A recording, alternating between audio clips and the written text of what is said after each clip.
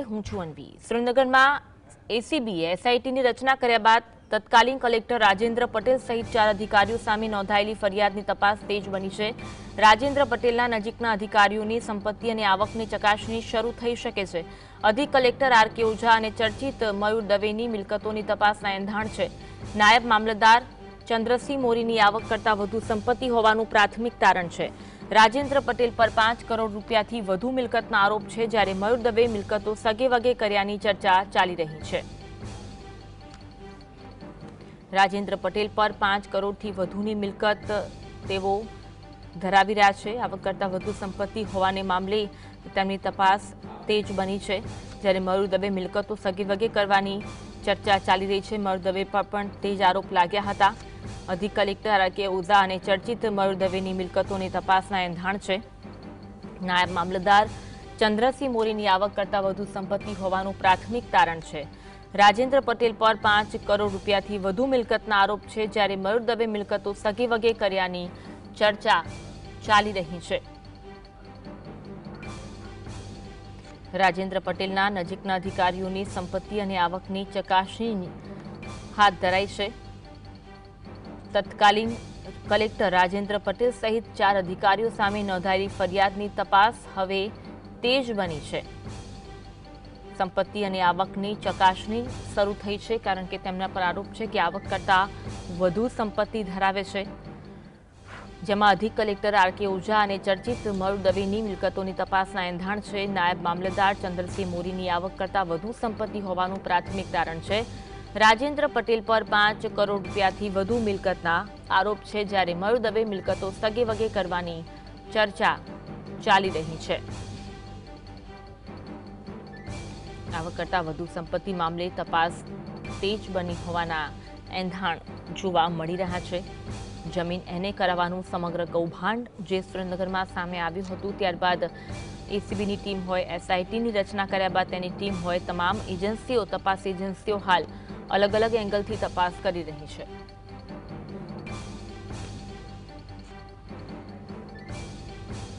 આજ અંગે વધુ વાત કરીશું। સંવાદદાતા ફઝલ અમારી સાથે લાઈવ જોડાયા છે। ફઝલ, રાજેન્દ્ર પટેલના નજીકના અધિકારીઓની સંપત્તિની આવકની ચકાસણી શરૂ થઈ છે, શું વિગત મળી રહી છે?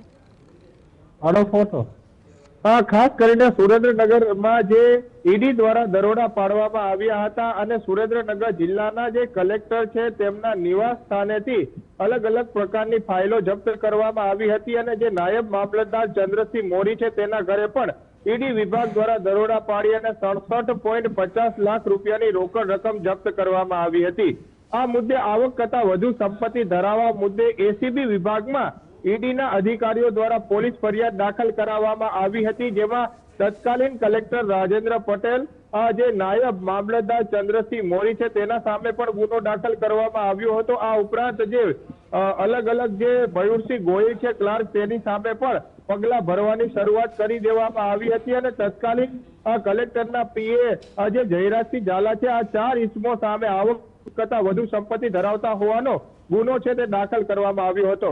હવે તંત્ર અને સરકાર દ્વારા નિર્ણય કરી અને ખાસ કરીને આ જે એસીબીમાં નોંધાયેલી તપાસ છે તે તપાસમાં એસઆઈટીની રચના કરવામાં આવી છે, ત્યારે એસઆઈટીમાં 6 જેટલા અલગ અલગ એસીબી વિભાગમાં ફરજ બજાવતા ઉચ્ચતર કક્ષાના અધિકારીઓની નિમણૂક કરવામાં આવી છે અને ખાસ કરીને જે તપાસ ચાલી રહી છે, જેમાં સુરેન્દ્રનગરના તત્કાલીન જે કલેક્ટર રાજેન્દ્ર પટેલ છે તે પોતે 5 કરોડથી વધુની મિલકત ધરાવતા હોવાનું પ્રાથમિક તબક્કામાં સામે આવ્યું છે। આ ઉપરાંત જે નાયબ મામલતદાર ચંદ્રસિંહ મોરી છે તેની પાસે પણ અંદાજિત 2 કરોડથી વધુની મિલકત હોવાની શંકા છે તે હાલ વ્યક્ત કરવામાં આવી રહી છે। આ જે એસઆઈટીની રચના બાદ હવે સુરેન્દ્રનગર જિલ્લાના નજીકના ગણાતા આ જે કલેક્ટરના નજીકના ગણાતા હતા તેવા તત્વો અને અધિકારીઓ ઉપર પણ હવે ટૂંક સમયમાં કાર્યવાહી થવાના એંધાણ છે તે વર્તાઈ રહ્યા છે, જેમાં ખાસ કરીને જે અધિક કલેક્ટર છે આર.કે. ઓઝા, તેની સામે પણ આ જે એસીબી વિભાગ છે તે ટૂંક સમયમાં દરોડા પાડી અને તેની સંપત્તિની ચકાસણી પણ કરવાના એંધાણ છે તે હાલ વર્તાઈ રહ્યા છે। આ ઉપરાંત આ જે મયુર દવે છે કે જે જિલ્લા કલેક્ટરના નજીકના ગણાતા હતા અને ચીટનીસ તરીકે ફરજ બજાવી રહ્યા છે, તે પણ પોતે આવક કરતાં વધુ સંપત્તિ ધરાવતા હોવાની ગંધ હવે એસીબી વિભાગને મળી છે। આ આધારે તપાસ ચાલુ છે, પરંતુ તપાસ વચ્ચે જે ચીટનીસ મયુર દવે છે તે પોતાની સંપત્તિ સગે વગે કરવા લાગ્યા હોવાની ચર્ચાએ પણ જોર પકડ્યું છે. આ એસઆઈટીની રચના બાદ અધિકારીઓનો જે તપાસ અધિકારીઓ છે તેમાં વધારો થયો છે. એટલે જે જિલ્લા કલેક્ટરની નજીકના ગણાતા હતા તેવા અધિકારીઓની મિલકતો પણ ટૂંક સમયમાં ચકાસણી કરી અને તેમના વિરુદ્ધમાં પણ આવક કરતા વધુ સંપત્તિનો ગુનો દાખલ થવાના હાલ એંધાણ વર્તાઈ રહ્યા છે. આ સમગ્ર બાબતે હાલ તપાસનો દોર છે તે શરૂ કરવામાં આવ્યો છે અને એસઆઈટીની રચના બાદ જે કલેક્ટર ઓફિસમાં ફરજ બજાવતા કૌભાંડી અધિકારીઓ છે તેમનામાં પણ અફડાટ ફેલાઈ જવા પામ્યો છે. જે જમીન એને કરવામાં આવતી હતી જેમાં સુરેન્દ્રનગરના તત્કાલીન કલેક્ટર રાજેન્દ્ર પટેલ છે તે 50% હિસ્સો લેતા હતા. અધિક કલેક્ટર છે તે પણ 25% જેટલો હિસ્સો લેતા હતા. તેમના પીએ જયરાજસિંહ ઝાલા છે તે પણ 5% જેટલો હિસ્સો લેતા હતા અને ચીટનીસ અધિકારી મયુર દવેને લાંચમાંથી 10% જેટલો હિસ્સો લેવામાં આવતા હોવાની શંકા પણ હાલ વ્યક્ત કરવામાં આવી રહી છે. હાલમાં તપાસનો ધમધમાટ છે તે ચાલી રહ્યો છે. ટૂંક સમયમાં હજુ પણ કૌભાંડી અધિકારીઓ સામે એસીબી વિભાગમાં ફરિયાદ દાખલ થવાના એંધાણ વર્તાઈ રહ્યા છે. ત્યારે હાલના તબક્કામાં કૌભાંડી અધિકારીઓ પોતાની મિલકત સગે વગે કરી નાખવામાં મશગુલ બની ગયા હોય તેવી ચર્ચા પણ હાલ સેવાઈ રહી છે. જી આભાર જોડાવા માટે અને માહિતી આપવા માટે.